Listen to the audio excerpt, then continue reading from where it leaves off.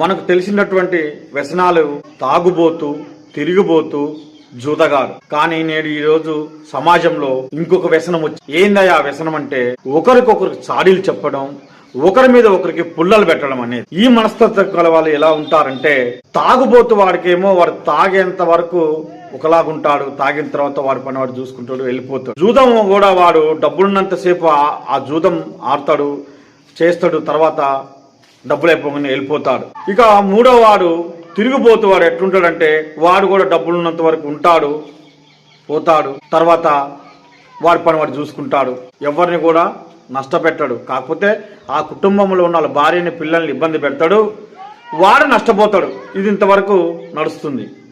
కానీ నేను చెప్పినటువంటి 4వ వ్యసనపరుడు ఈ చాడీలు చెప్పేటోళ్ళకి ఏంటంటే వీళ్ళకి డబ్బుతో అవసరం లేదు, నాలుక లేని నరంతోటే వీళ్ళకి అవసరం. వీడు ఏం చేస్తాడంటే వీడికి ఎప్పుడు ఒకరి మీదనే దృష్టి ఉంటుంది. వాడి కుటుంబం నాశనం అవుతుంది, వాళ్ళ ఇంట్లో పిల్లలు ఏమవుతున్నారు, ఏం సంగతి అనేది వాడికి అవసరం లేదు. ఎదుటివాడు ఏం చేస్తున్నాడు, ఎదుటి కుటుంబంలో ఏమేం జరుగుతుంది, ఎవరికెవరికి ఎట్లా పుల్లలు పెడితే బాగుంటుంది, ఎవరికెవరికైతే సాడీలు చెప్తే ఎవరెవరు దూరంగా అవుతారు, నేను పోయి వాళ్ళ దగ్గర నా పబ్బం గడుపుకోవచ్చు అన్న ఆలోచనతోటి వీళ్ళందరూ ఉంటుంటారు. వీళ్ళకి ఎట్లా ఉంటుందంటే రోజులో కనీసం ఎవరికన్నా ఒకరిద్దరి మీద వాళ్ళకి సాడీలు చెప్పకపోతే బాంచతిగా వాళ్ళకి నిద్ర పట్టదు. ఇక వాళ్ళ టార్గెట్ ఏంది, కనీసం రోజుకి ఒకరిద్దరికైనా గొడవ పెట్టాల్సిందే, సాడీలు చెప్పాల్సిందే. వాళ్ళు గొడవ పెట్టుకోకపోయినా సాడీలు చెప్పాల్సిందే. అప్పుడు కానీ వీళ్ళకి బావర్చి బిర్యానీ తిన్నంత హ్యాపీగా ఉంటుంది వాళ్ళకి. కానీ ఆ సాడీలు చెప్పడం వలన వాళ్ళు ఎంత బాధపడతారు అనేది వీళ్ళకి అవసరం లేదు. ఇటువంటి వారు ప్రతి కుటుంబంలో ఉంటారు.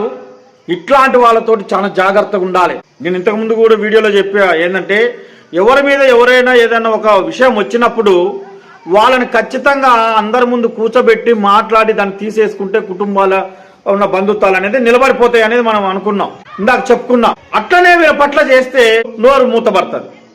కానీ మనం ఎప్పుడైతే వీళ్ళ మాటలు నమ్మి మనం ఒకరి మీద ఒకరు అనుకున్నాం అనుకో ఆ కుటుంబాలు అనేది చల్లా చెదరైపోతాయి. మిత్రులారా, ఈ సాడీలు చెప్పి ఒకరికొకరికి కాకుండా ఒకరినొకరిని ఇబ్బంది పెట్టి వాళ్ళని బాధలు పెట్టి వాళ్ళు ఏడ్చే విధంగా చేసి వాళ్ళు ఇబ్బందులు పడే విధంగా చేసి ఇవన్నీ కూడా ఏదో ఒక రోజు మిత్రమా నీకు తగులుతుంది, ఖచ్చితంగా నీకు తగులుతుంది, నువ్వు ఖచ్చితంగా అనుభవించాల్సిందే.